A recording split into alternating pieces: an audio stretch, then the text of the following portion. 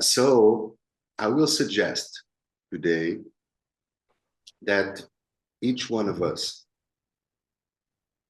say a prayer, just in order for us to uplift ourselves and connect with our spiritual nature. All right? And today, because I don't want to be the one who suggest things and not doing, so I'm going to do the first one. If you guys allow me. Okay, so I'm going to pray a beautiful prayer, which I use it every day. It's a healing prayer. Yeah. Thy name is my healing, oh my God. And the remembrance of thee is my remedy. Nearness to thee is my hope, and love for thee is my companion. Thy mercy to me is my healing and my succor in both this world and the world to come. Thou verily art the whole bountiful, the whole knowing, the whole wise. Blessed is the spot and the house and the place and the city and the heart and the mountain and the refuge and the cave and the valley and the land and the sea and the island and the meadow, where mention of God had been made, and his praise glorified.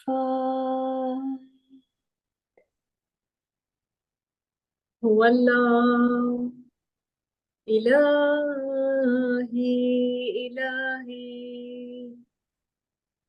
توكلت عليك وفوضت أمري إليك إنك أنت الفضال الكريم وأرحم الراحمين.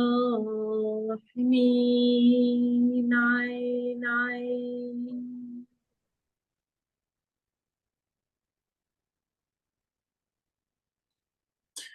Bless us all here come together, and for everyone far away, all the people feeling disconnected by the myriad nature of the world itself as we feel it. Hopefully, we can come together in some form of peace, in some form of understanding, so that we might all grow wealthy in souls together, rather than divided. Bless us. Amen. Thank you. All of your prayers were, it is like a balsam into our ears and to our hearts. So for me, so now I'm going to suggest another thing, if you guys agree, before you enter in the continuation of the study, because this was so impactful, at least for me, these 4 prayers that we had. I will suggest that each one of us speak a little bit about the understanding and about what that prayer really means for us. Okay. I made this healing prayer because I realized that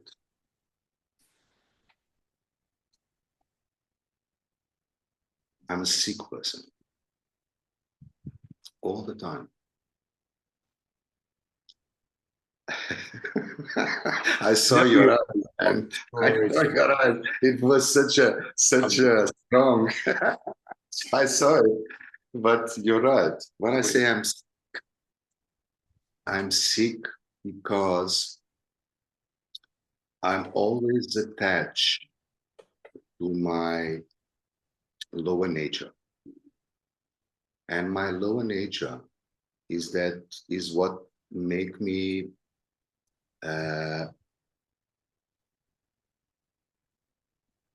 connected to my animal nature. And as the animals do, even me having something that distinguishes me, which is my intellect, which is my reason, which is my understanding, which is this power of search for the truth, to inquire, and having problems and have the ability to solve problems that distinguish me from the animal. But I'm sick when I follow that nature that only want to fulfill my urges, my impulses, my desires. So in that way, I need to connect with something higher than me, because in my reason, in my abstract thought, as a creature, there must be a creator. There must be something higher, much higher, that made all the creation. For me, is God. And for me, God is revealed to me through the manifestation of Baha'u'llah. I will never understand the creator. The only way, all that I can do when I think about the creator, it's nothing more than vain imagination. Because I don't know. But through the manifestation of God, I have a way to connect with him, because the manifestation of God is the only way for me to connect with God. And you remember, Dan, you made a very beautiful text and you posted about religion. And I was thinking about that.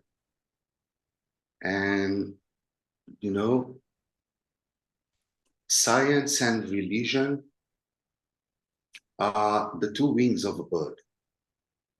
The two wings of a bird that flies with the eyes in order to a better understanding of reality.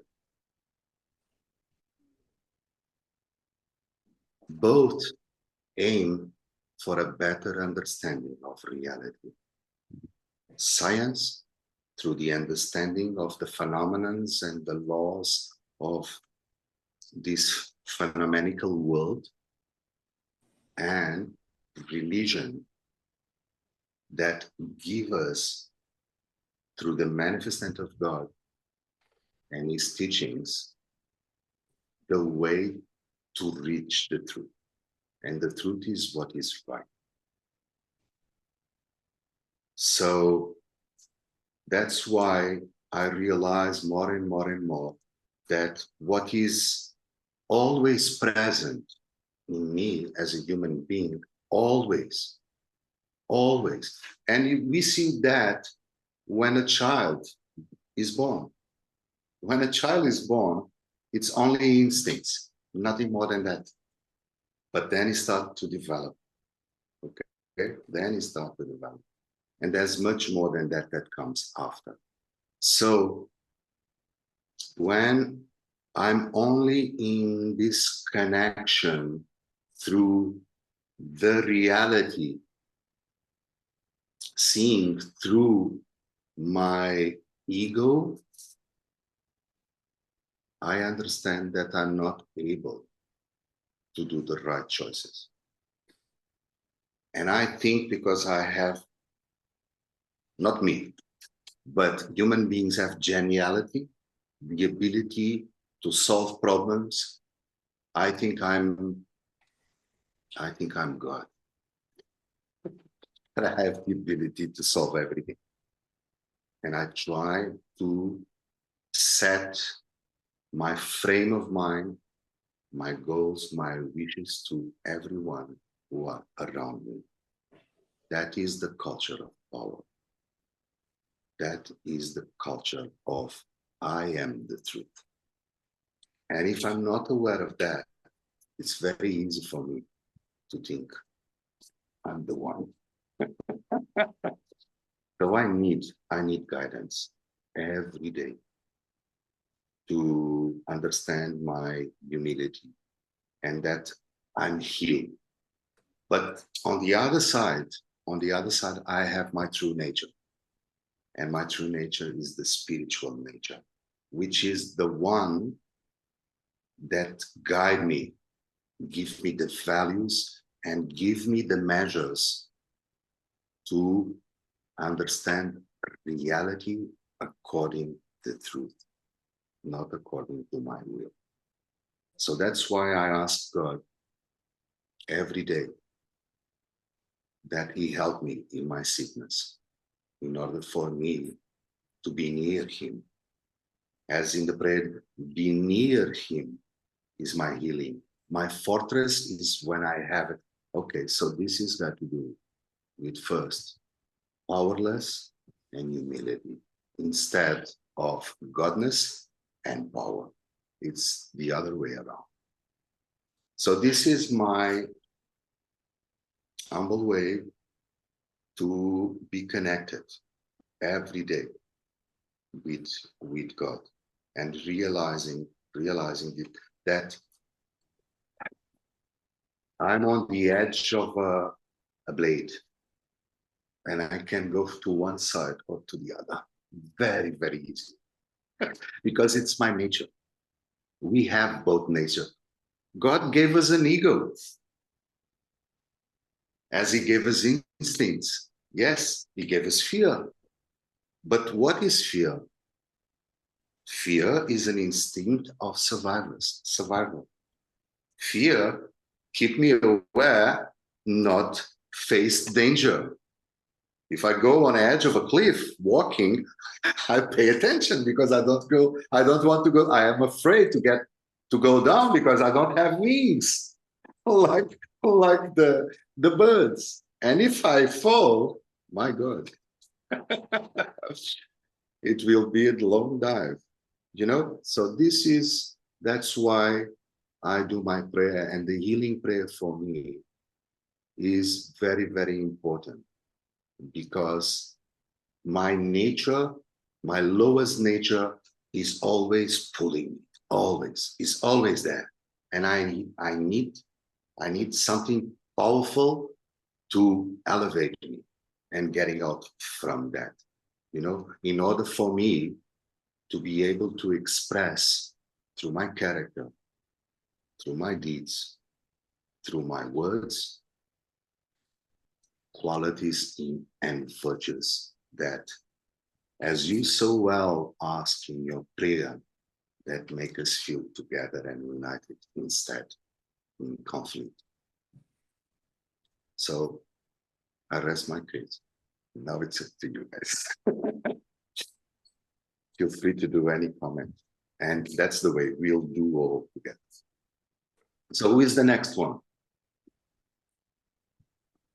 Do you know, it's not just religion that sort of backs up evidence of God, or God is such a difficult word, really, because there's so much negative connotation on it now, that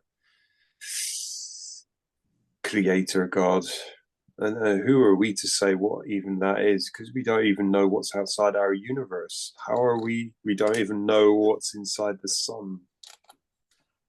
We're just scraping the skin, the surface of existence, and if we're lucky we get more time to dig a bit deeper or go a little bit further, and let's hope that we can do that, because we know when we study history that civilizations are not everlasting.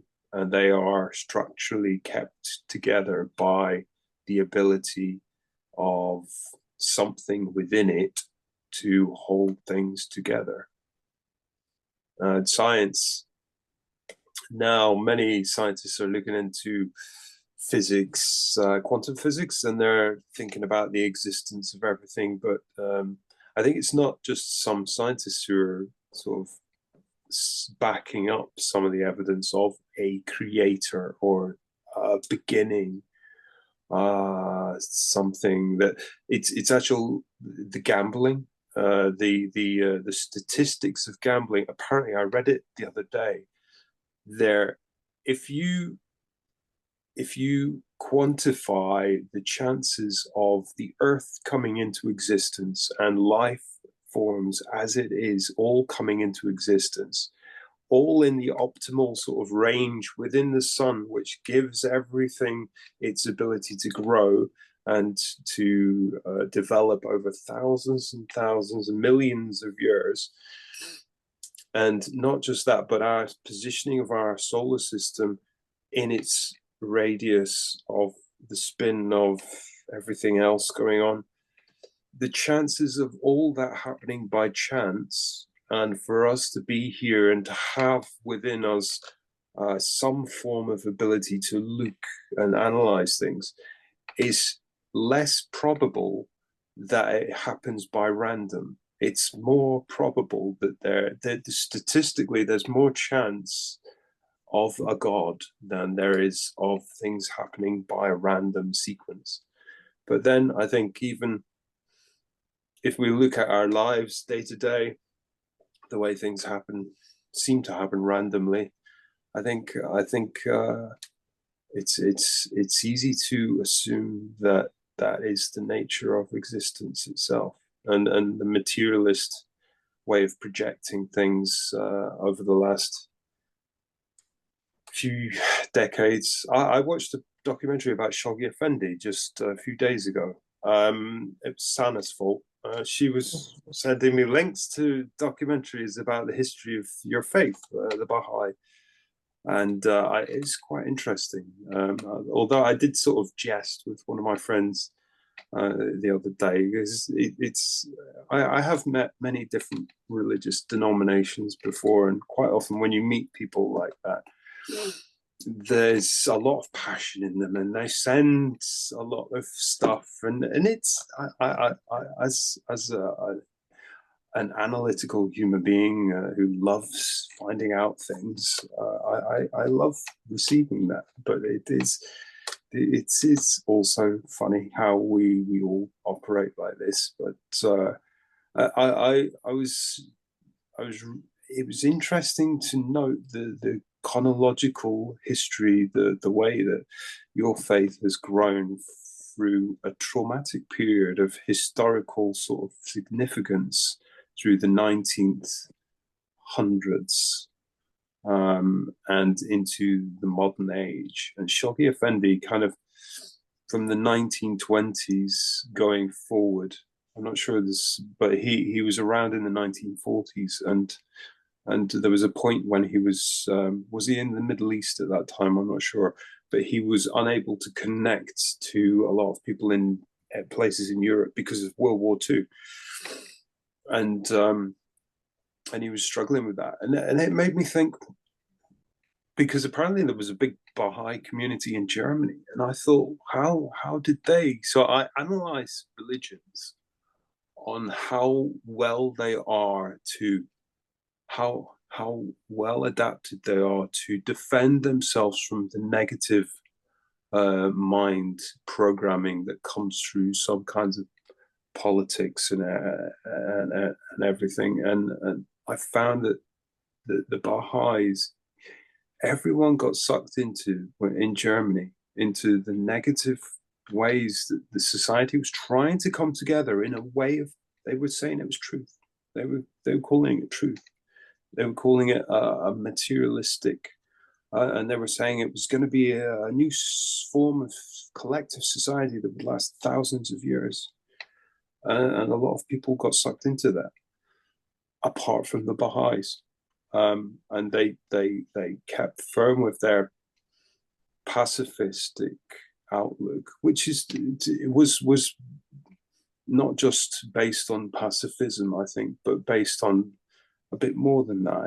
I think they had a bit more intellectualism behind them, and I think it is a sign of a wise religion that was able to do that. And they were actually like a lot of the other faiths, they were arrested and rounded up by those people at the time because they weren't conforming to the ways that their local society was trying to constrain people and to program people. And it's just sad that I see the same things going on in the world now, with the way that conflicting sides are trying to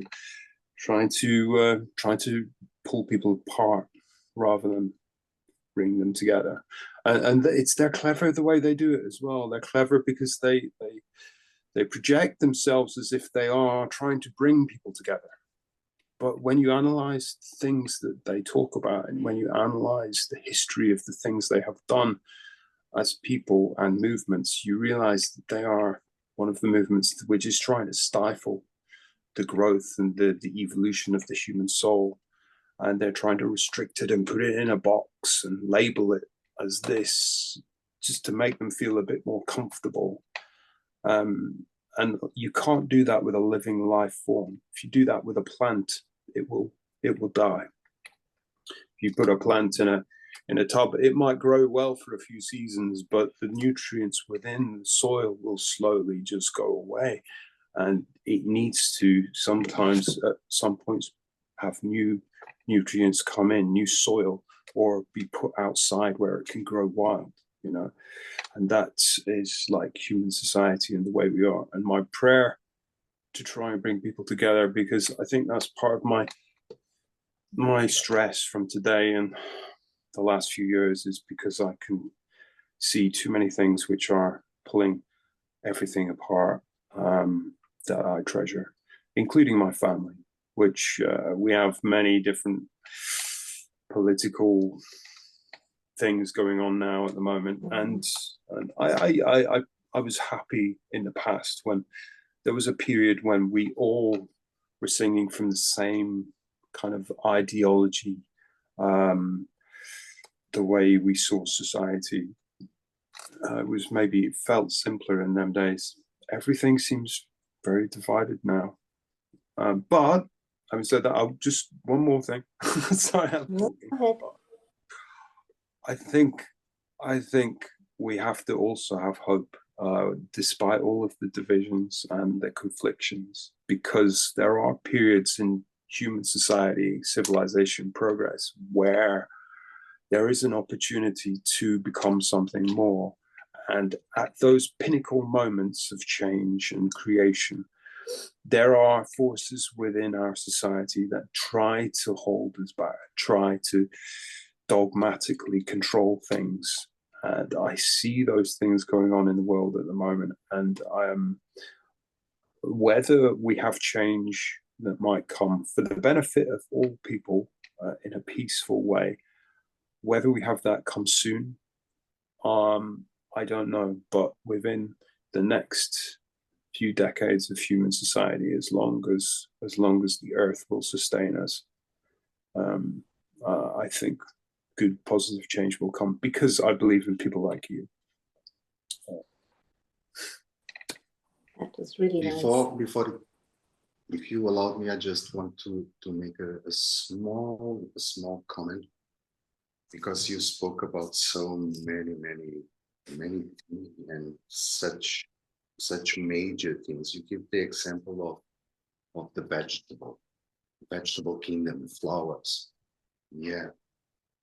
And you said when we encapsulate a flower, or when you try to raise it in a tub or something like that, even if you nurture the things that help them to grow, it will die.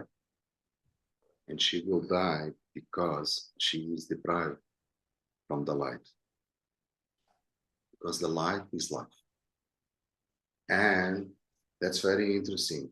There are Abdul Baha, a lot of statements, and also Shali Effendi, saying that if you want to understand spirituality, you observe and understand the world around you, the mineral world, the vegetable world, the animal world. And the religion is the same thing. Religion, why people feel uncomfortable when they hear the word religion or creation or whatever? Because some men will think they have a special connection, or they come to some positions of power, encapsulate their own truth. And it is not what all the manifestations of God, because in all history of humankind, we have evidence of the manifestations of God. Since Abraham, Krishna, Zoroaster, Jesus Christ, Muhammad, and all of them are the same. All of them are the same. So religion cannot be called religion. That's why people struggle with the word. If religion do not create, don't bring light, and light brings life, and life brings unity, and life brings love, and life brings truth, and life brings peace. Everything in nature. That was something that astonished me when I had the first contact, not the first contacts, when I started by my own choice to make my investigation about the truth, not by anyone else. I had, as you are having through Sana, via Sana, she's giving you some things, but you are the one who are making the investigation of truth by your own head, by your own thoughts, by your own understanding. And with me, what astonished me was I never heard, and I'm a Christian by education. I was a Christian. My mother was really, really, really strict on the religion. And I rebel against it because, the deeds did not match with the preachings, Yeah. And to the Baha'i faith, something catch my attention. It was the first thing that really attracted me, was the ability to see beauty. Speaking about religion as beauty, and see beauty as expression of love. And in order to do that, I need to get away from my ego and let my spiritual nature that I was not aware. I search for something, but I search it rationally, as I want help when I was in danger, when I want something that doesn't have, oh my God, help me. But after that, things happen and I forgot about it. If we have to nurture our physical body, you see, you didn't sleep today, so you're tired. You're going to pay about that. Sana is taking care of her health now. And look how radiant she is. So we need to nurture our body. We need to nurture our mind. So we need to nurture our spirit. But to nurture our spirit, we must first be aware and conscious that we have a spirit and how it's manifest on us, So just to finish it, do any one of you think that we are here by a random situation? Here, 40 past 5 p.m. Portugal time. These 4 human beings that take their time, that they decided to be here. to speak about these esoteric things, spiritual things. This was a choice. Each one of us made that choice, you know? So this is the path that we, all of us, are doing our free investigation of truth. And with that, we got to uplift. You see, each time I finish our session, I'm happy inside and outside. You see, and I think all of us feel that. Some days more, some days a little better, but we feel that. That's why we keep on coming. That is our spiritual nature that make us to act. So I just wanted to say, make these two commentaries. Thank you for your sharing. Now let's hear the sharing. May I say something? Of course.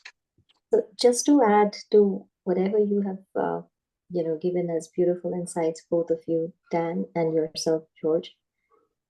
I think if you see the essence or the core of living itself, or living creatures, humanity, or even the nature around us, everything is regenerative. There is unity, and it creates something new.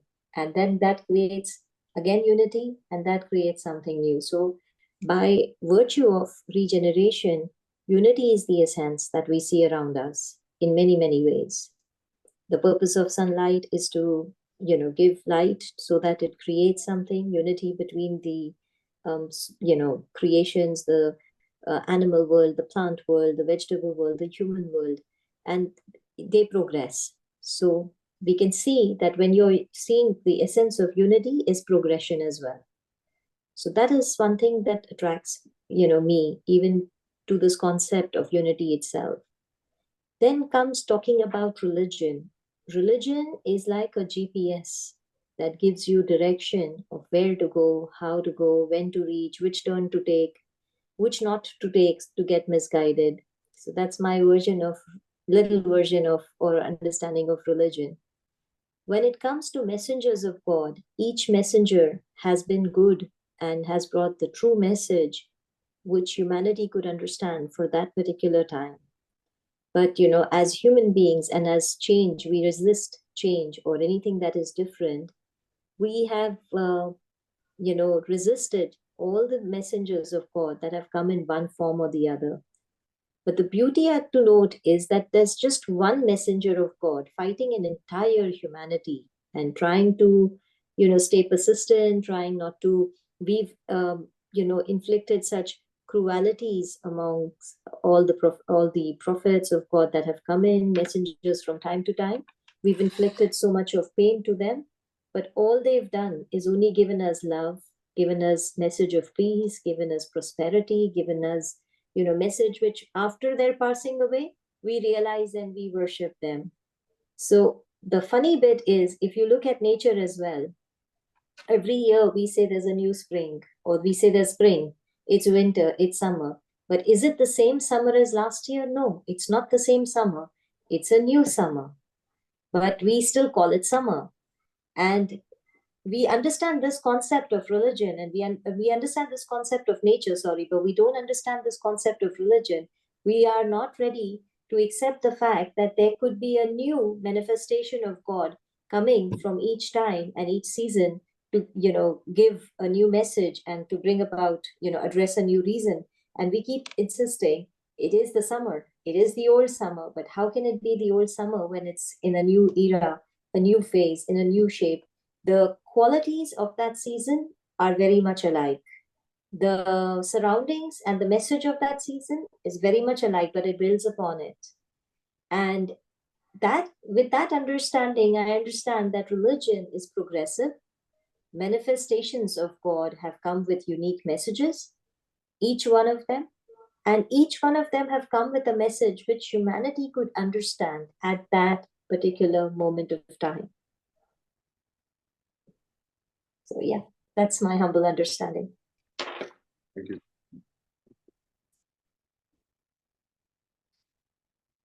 The last but not the least, Come on, dear Sana.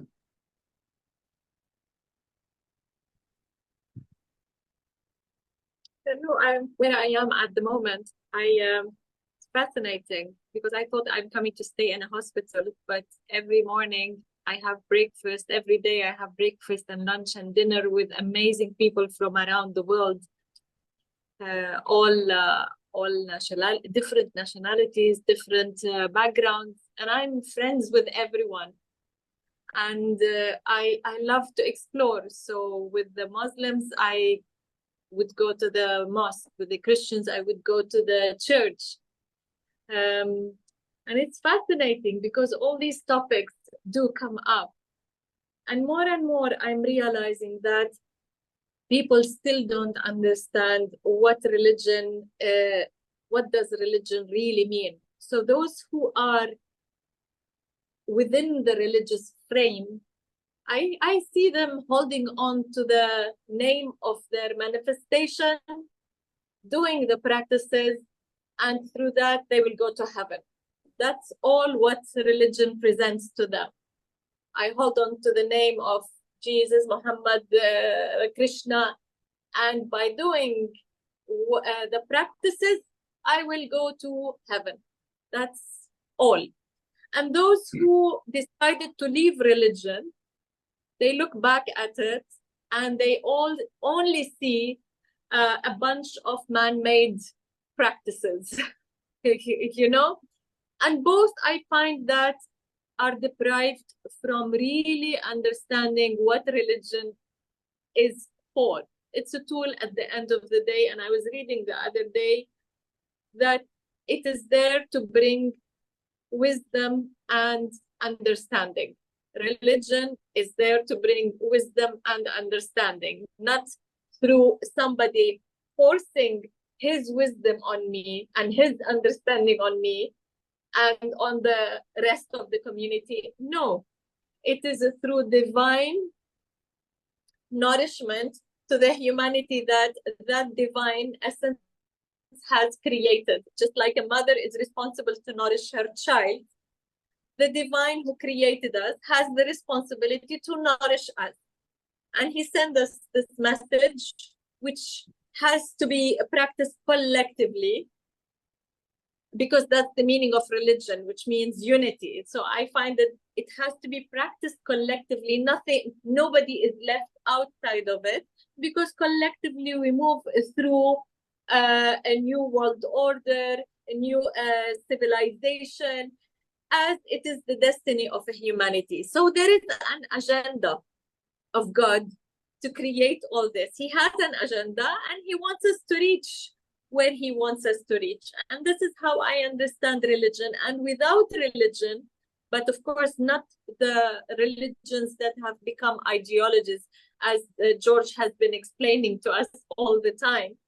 And even Baha'u'llah said, if there was any true religion left, I would be the first of the followers. You know, that was very interesting when I heard this. And this brings to my mind that when Daniel said something, I hear it so often, that you and us, there is no such thing as you and us. The Baha'is are not us and them. There is, I cannot really, how to say, embrace this separation. Us and them, you and them. It is all of us. The Baha'i faith, actually, I find it in Christianity in its primary age. I find the Baha'i faith in Islam in its primary age. I find the Baha'i faith in Judaism, Hinduism in their primary age before they became ideology. This is what I wanted to say from top of my mind.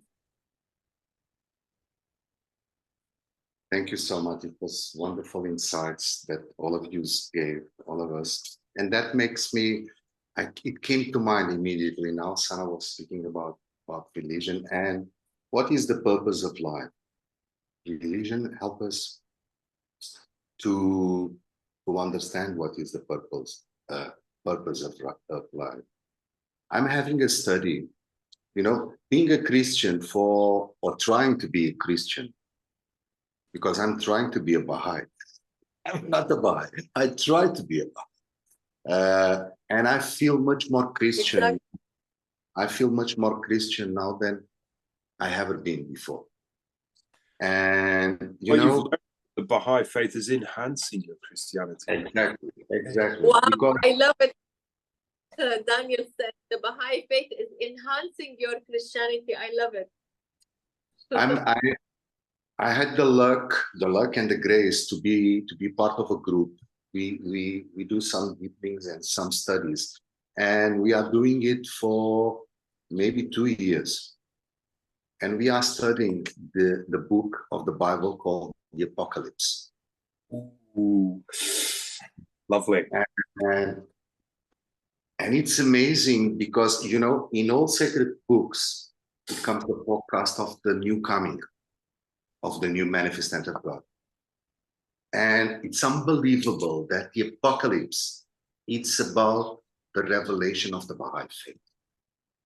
Everything within there is connected to what will come in the future and that it happened. If you guys started to read a little bit, you will start to understand what I'm saying. Please, I didn't have the idea about that. Only when I started to study, and we can do that, just a small paragraph in one of these sessions for you, you will be memorized to see it. But it came to mind when Sana was speaking about religion and the purpose of life. And I shared it in the group with you guys. It is on the gleanings of Baha'u'llah. It is the tablet number 109. And it goes like this. I'm going to read it. For you guys, you have it on. It said, O Kamal, the heights which through the most gracious favor of God, mortal man can attain, in this day are as yet unrevealed to his sight. The world of being had never had, nor doubt it yet possesses, the capacity for such a revelation. We are living in this revelation, but we still are on the surface to understand. The day, however, is approaching when the potentialities of such greater favor will, by virtues of his behest, be manifest unto man. Each time we are connected to the truth, to the teachings of a manifestation of God, doesn't matter if it is Jesus, Muhammad. The thing is that Jesus give the remedies for mankind on 2,000 years ago. Muhammad gave it for 700 years ago, and Baha'u'llah gives for today. But humankind didn't understand, never. And Baha'u'llah is saying the same thing. Okay, through the forces of the nations be right against him. That happened in all manifestation. Through the kings of the earth be lead to undermine his cause. That happened with all religions. The power of his might shall stand unshaken. You remember then why the Baha'is, for instance, this is my example, not me, because I'm a poor creature trying to be a better person. But I have the example of the Baha'is in Iran. They are tortured. They are put in prison. They are humiliated. They are deprived of the rights of citizenship. They are deprived of their own possessions. They are deprived of education. They are deprived of everything. And the government just said, you say you're not a Baha'i, and we'll stop the persecution.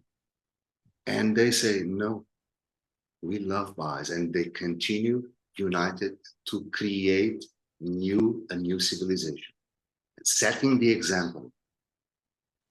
And people are starting to understand. That is what he's saying here. he verily speak the truth. The truth is what is right. And summoned all mankind to the way of him who is the incomparable, the whole knowing. Not through the sword, but through the word.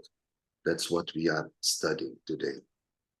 Then now comes what made me wanted to read this for you guys. What Sana said. What is the purpose of religion? Baha'u'llah said by his own words on this tablet. All men have been created to carry forward an ever-advancing civilization. This is the answer.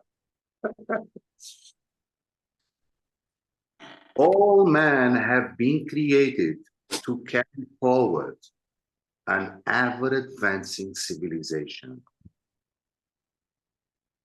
And then he said, the Almighty bear me witness, to act like beasts of the field is unworthy of man. You remember my prayer about when I say why I try to say every day the healing prayer, and I made a very strong statement that you open your eyes then. I said that I was really a poor person. Yeah.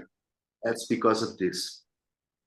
Because if we have the instinct to behave like animals of the field, and what do animals of the field?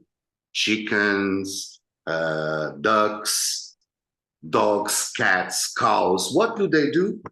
They fulfill their basic needs, nothing more than that. And they are not worried with the one next to him, because they are only worried with themselves. They only worried with the other to fulfill the instinct of procreation, nothing more. But that is not the purpose of man. The purpose of man is not to behave as animals of the field. Just a moment, Sana, just to finish.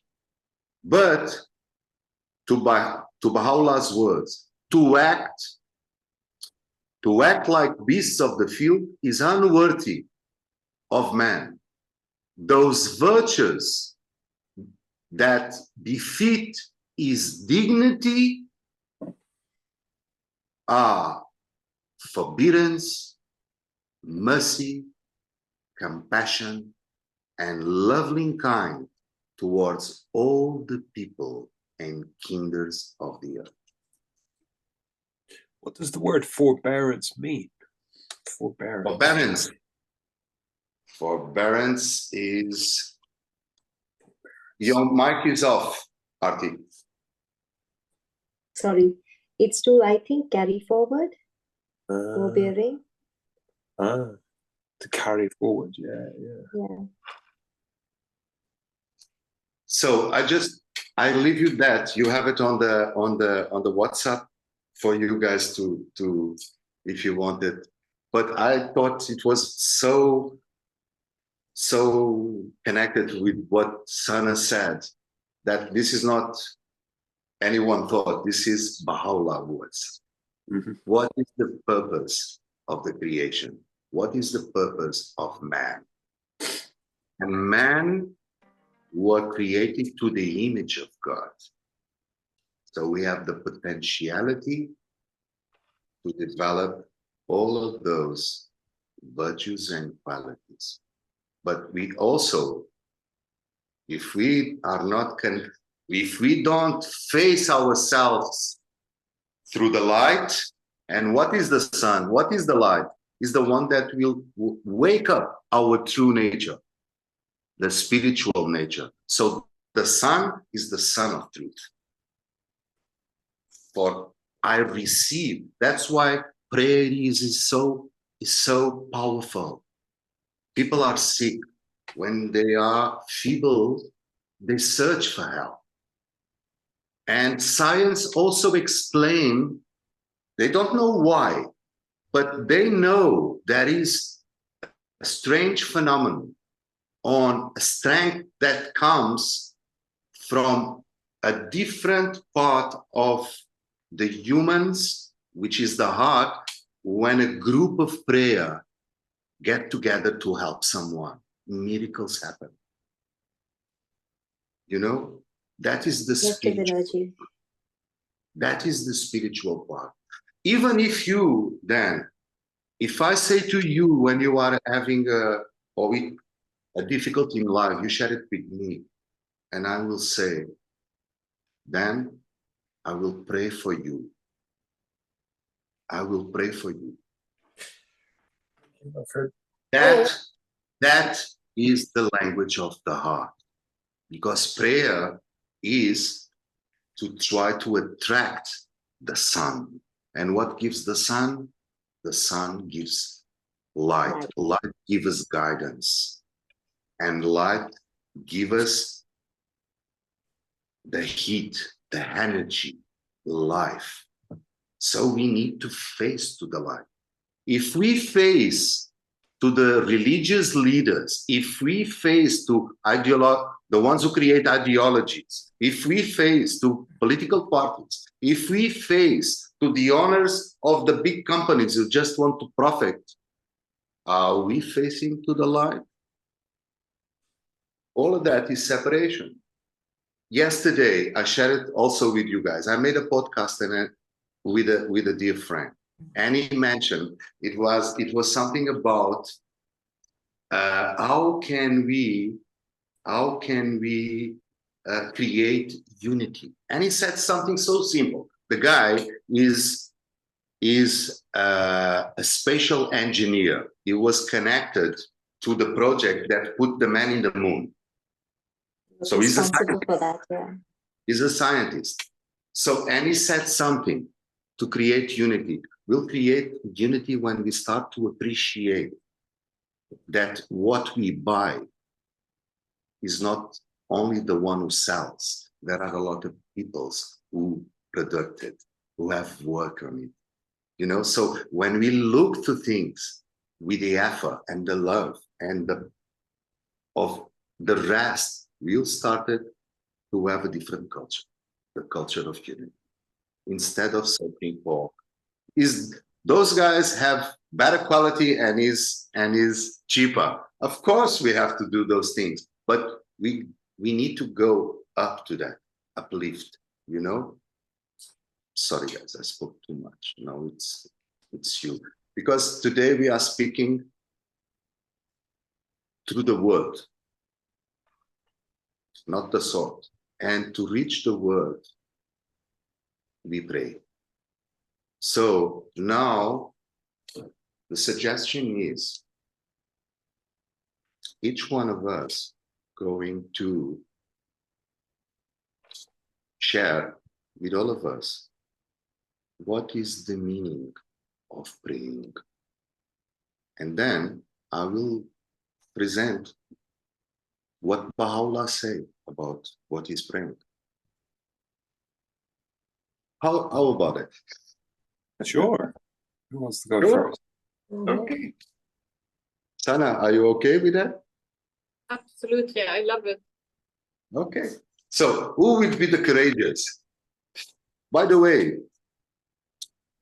courage, curiosity, and courage.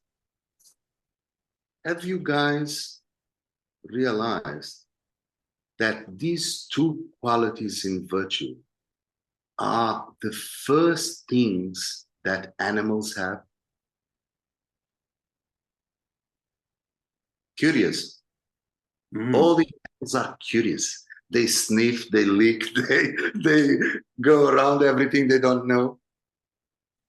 Now think about children. They are curious too. Yeah. Ask Very 100. curious. And they are courageous.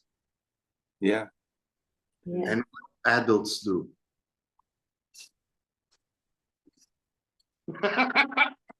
Adults are not. Adults get, Think about that. Adults get scared. They get worn down. yeah. And then they stop asking questions. Think about that. Okay, let's start it about each one of us reflect a little bit about prayer. what is prayer and how is prayer manifest in our lives? I could say prayer is a way of turning off my work on the computer. It is a way of just bringing healing and a return to the calming and the presence. But it's also different levels for me. I can go out into the park and pray by the trees, but I can also do deep meditations where I will go into deep trance, and that is a different form of prayer for me, where I can answer some questions. Sometimes I can figure out directions. I can come up with all kinds of different things, ideas, and I'm never stop being amazed at the power of the mind, or what is outside of the mind, to project ideas and solutions and all these amazing, beautiful things like art and music and poetry and science. So that I always remember a friend of mine a long time ago. We were walking along, and he said to me, "Everything's done," because he was looking at society as a materialistic thing. You know, all technology's done, everything's finished now.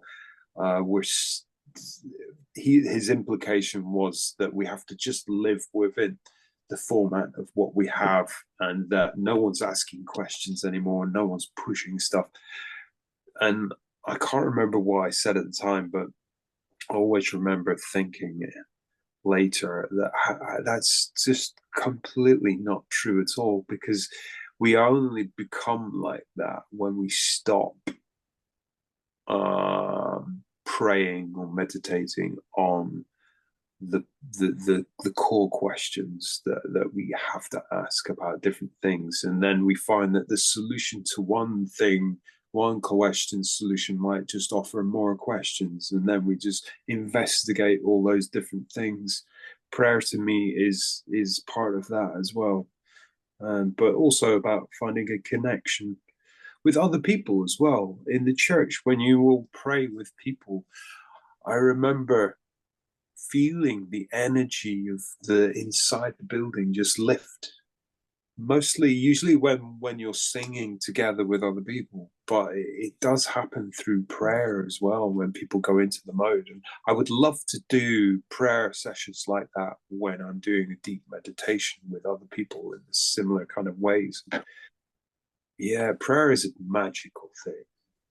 That's the only thing I can say about it.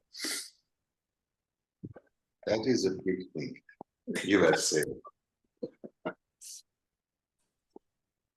Go on, dear friends. For me, prayers is salvation. It's a way of salvation because there is no dead end. You know, I find it as communication with God, but in the Baha'i faith, prayers is different, I find. It's not one way of us looking up and asking God, God, give me, God, I want it, please protect me, please. It's not like that. So Baha'u'llah has revealed so many prayers, which is like a conversation with God back and forth between the creator and the created.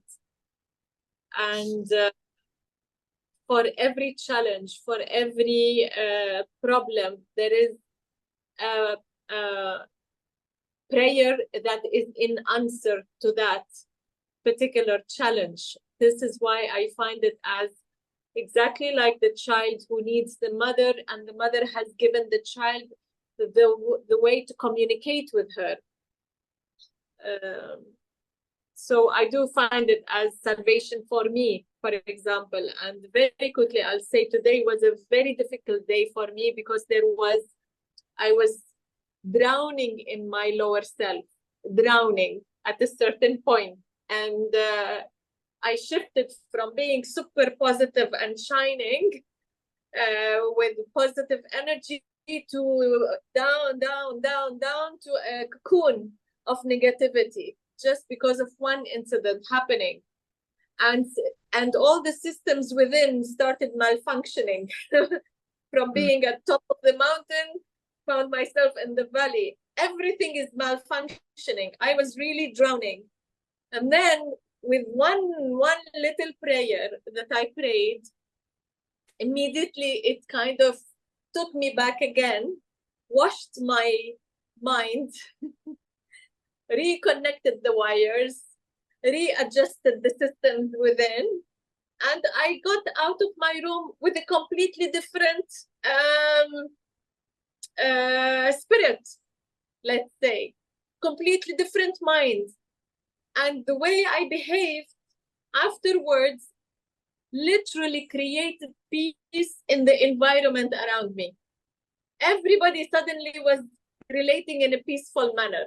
But I'm the one who was the center of that creation.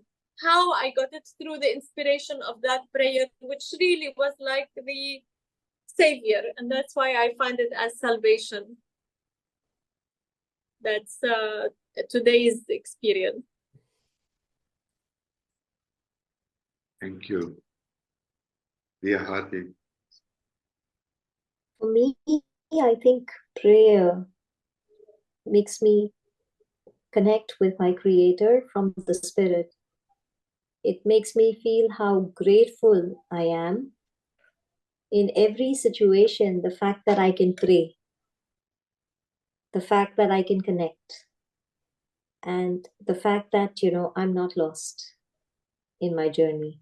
So, like Sana and Daniel both have specified beautifully with their examples, for me as well, it's the same. So, when I'm lost, when I'm unhappy, when I'm happy, when I want to give somebody genuine love, care, the only way I can do it is through prayers. Like you said, I will pray for you. And when you selflessly pray for someone, I've always seen those prayers having the best results and the best answers, not just for themselves, but also for us, because it's God's way of telling us that I am just here. And prayer is a connection which we cannot comprehend. Something happens and we suddenly connect with, our spirit, and we connect with God, and we become more connected with our higher self. Through the faith, through the love, through the hope, through the gratitude that we express to our Creator just for being there for us.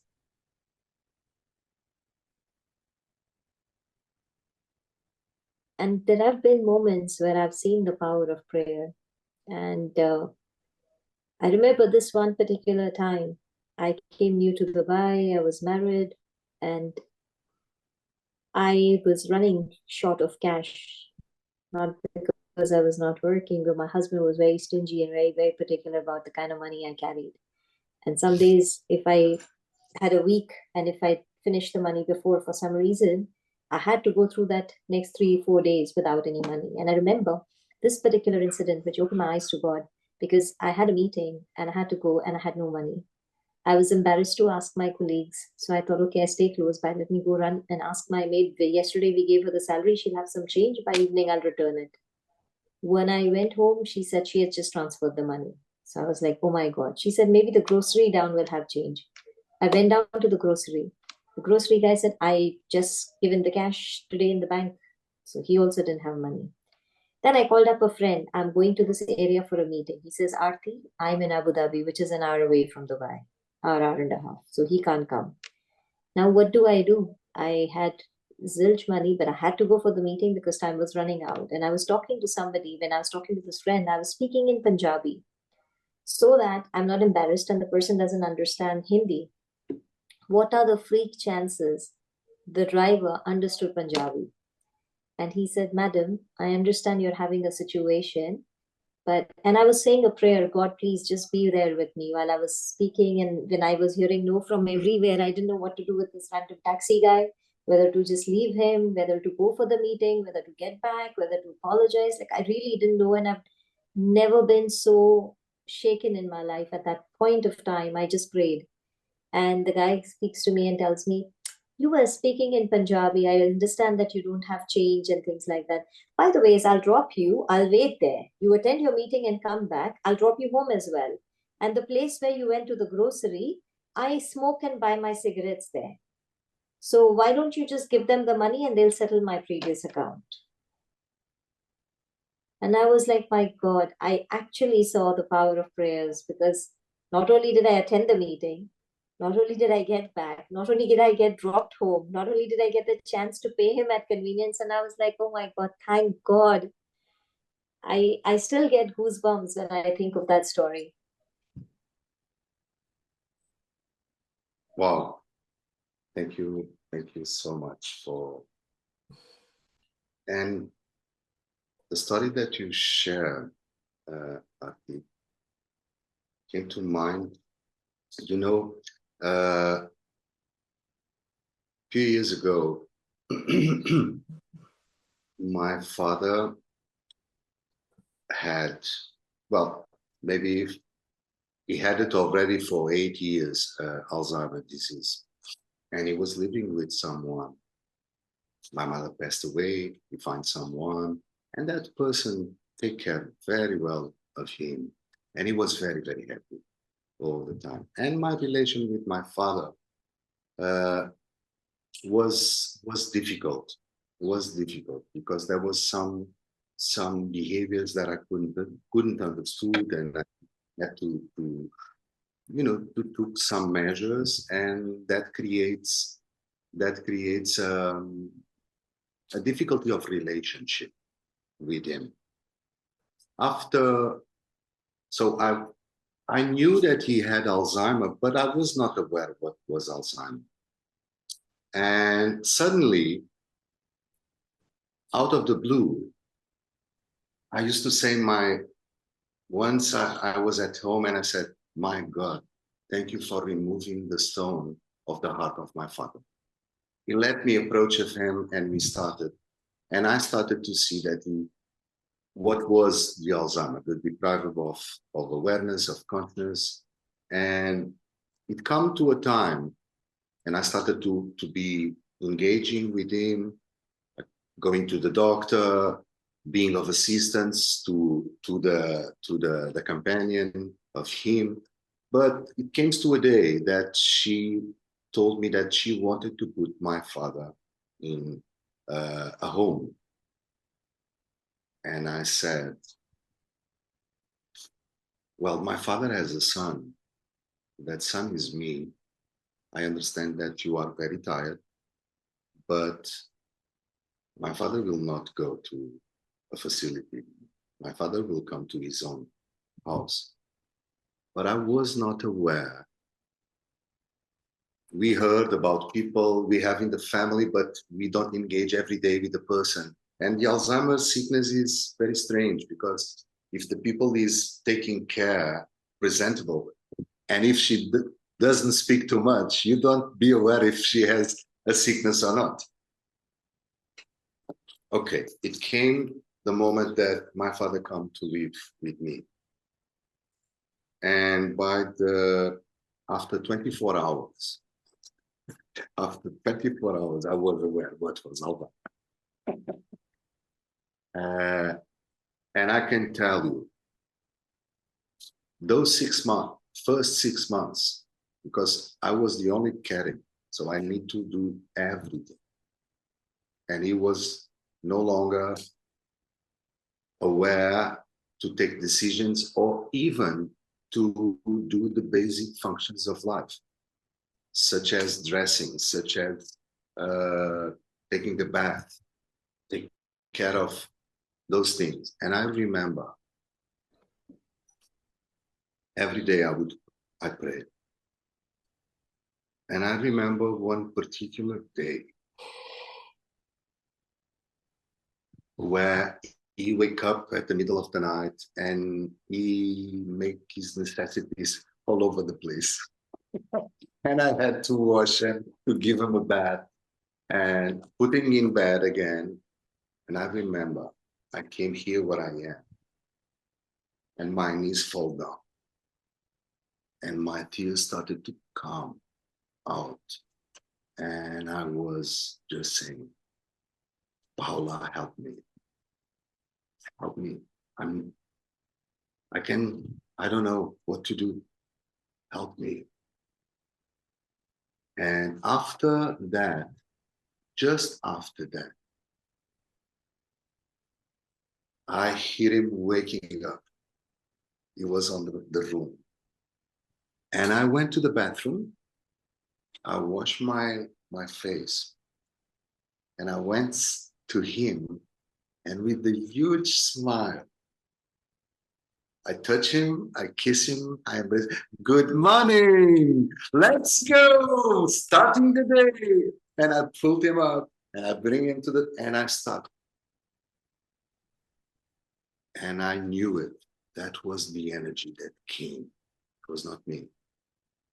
That came for my prayer. So when I pray, prayer is for me to have the blessing to have something that I don't have.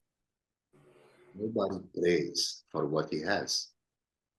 For what we have, we be grateful. When we pray for what we don't have. But we need to know what to ask. If we don't know what to ask, we can receive what is not good for you. When purity of heart is there, the prayer is natural. That connection is natural. But we Baha'is are very, very blessed. Why? Because I send you guys on the WhatsApp the explanation of the symbol of the great name. And there are 3 lines. The first line is the word of God. The second line is the manifestant of God. And the third line is us. World of human. The humans. God, in order to show humans how to behave, what is the purpose of life, how to connect, gives us the manifestant of God. And the manifestant of God teach humankind, and through his example, you remember the text of Nader Saidi, I will prevail through my own self and through my pen. He shows us how to do. So, if you read the prayers of Baha'u'llah and Abdul Baha, but Baha'u'llah or the Bab, all the prayers are saying for the manifestant of God that embody the humans. He put himself on the condition of the human, asking God to give us the strength and the power to achieve something that we don't have. So to pray is to ask help from a power above us. So if it is a power above us, I'm powerless. How can I ask something thinking that I have it? Harti didn't have it, the means to go, but she wanted to fulfill. So the purity of the heart. I didn't have strength. I was exhausted, drained. And after saying that, help me, Baha'u'llah. And I said, we have an expression in the Baha'i faith, is Ya Baha'u'llah Ba. And I said it, I was crying. And I was saying, Ya Baha'u'llah Ba, Ya Baha'u'llah Ba, Ya Baha'u'llah Ba. I was evoking something above me. And how was it possible? In a few seconds, I felt full of energy to fulfill what I was supposed to fulfill. So this is my humble contribution on prayer. I think all of us said it so beautiful, so beautiful. So dear friends, today we continue to study Nader Saidi topic, even if we don't come to that. But the more we speak about those things, the more we understand the text. So today we speak about the way to nurture our spirit. We spoke about prayer. We spoke about how to ask help. Meditation is when we are in contact to ourselves. Deep contact with us when we make questions to ourselves, to our inner self. That is meditation. When we ask, we make questions. Prayer is when we ask for something that we don't have, through a power higher than ourselves, because we are powerless to have it. We cannot do it alone. I cannot do it alone. So we pray.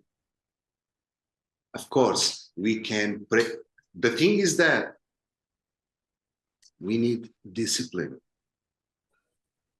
Because if we don't have discipline, that power we deprive from the rays of the sun. As you, my dear Dan, today you didn't sleep, so you're very tired.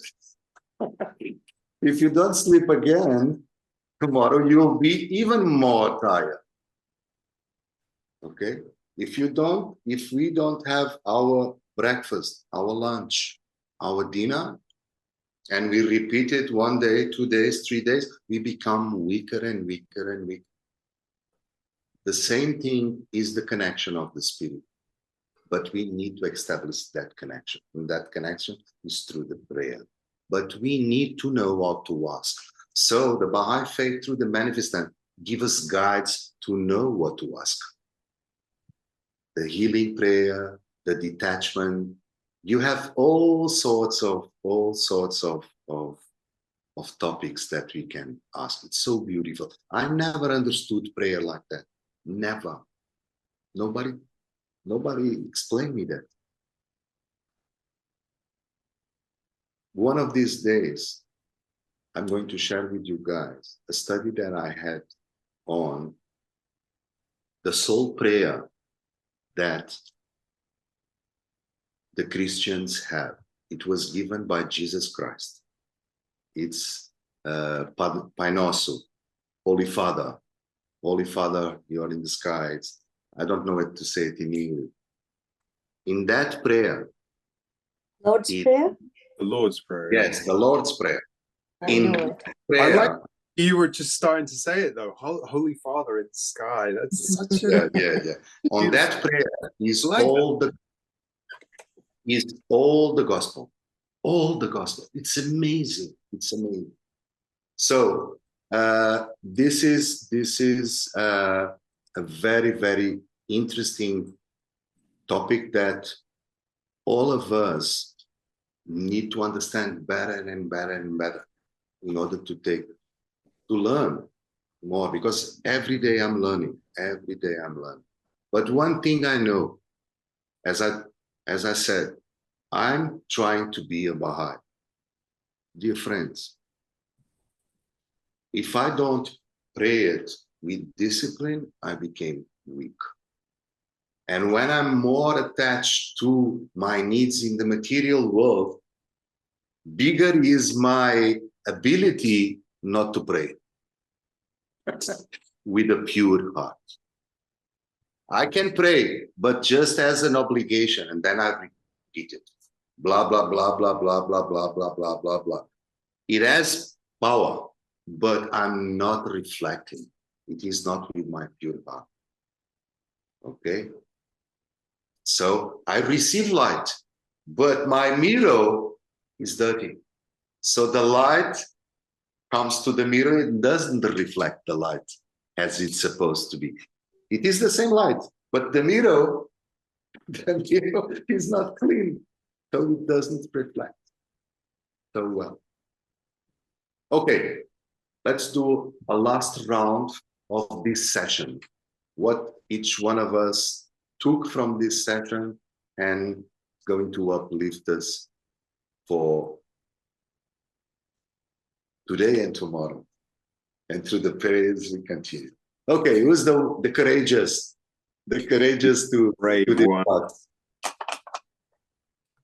While you were talking, you inspired me about the meaning of religion and why we really need religion, despite of how people don't agree. More and more people don't agree. I see that the world is like a jungle full of beasts, but there are also the white, pure, lovely sheep. So here comes the shepherds and creates a beautiful field for these lovely, pure, innocent, peaceful sheep, and creates a fence around that field to protect them, and creates a support system between them to teach them how to support each other and how to be united and how to be disciplined and how to collaborate with each other. For me, this is religion. This is the purpose of religion, to bring all these beautiful souls who are loving and sincere, and they love peace and unity, and they are scattered. So religion would find them, bring them, give them that beautiful heaven, piece of heaven, and create this unity between them and teach it to them. It's not only creating it, but teaching them to be creators themselves. Thanks to your inspiration.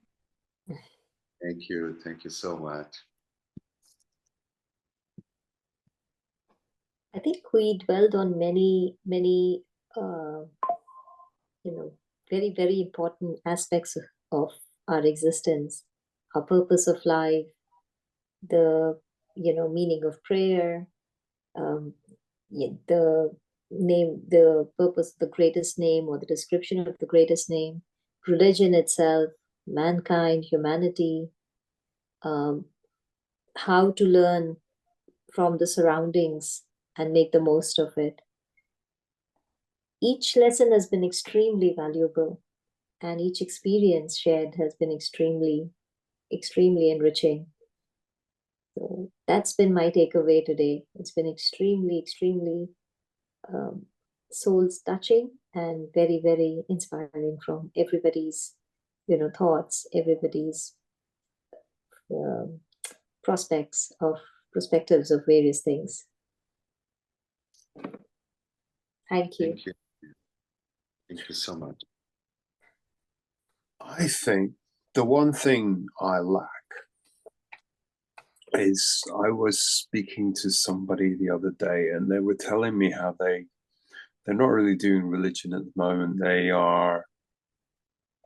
They're doing their own thing. They're some people, they can find their sustenance just from joining a group where they will do exercises or stuff or meditation, and it doesn't really matter that much if the group is pushing itself intellectually. Those things naturally happen. I think what is the healing factor is that you're doing it with other people. Because one of the things I notice is, as much as I might be able by myself to pray and to go to places and do stuff, I've traveled so many different places just on my own. There's something that you struggle with in that, is you've got no one to share it with, and you've got no one to share the experience with. So sometimes, quite often, it belittles your own memory or impression of it, and you sometimes start to question yourself And there are some things that happen within us and in our minds that we can't really share. There's stuff that I might see in deep in a meditation that I might share with somebody else, and they won't understand it. But I think the one thing I get from today is the fact that I've been able to share with like-minded people, good souls, some insights into what might be the ways we just keep going forward, and the fact that so many of the stories we share today about the struggles we faced and the things that have carried us through those struggles doesn't mean everything. It's not just stuff that's in the past.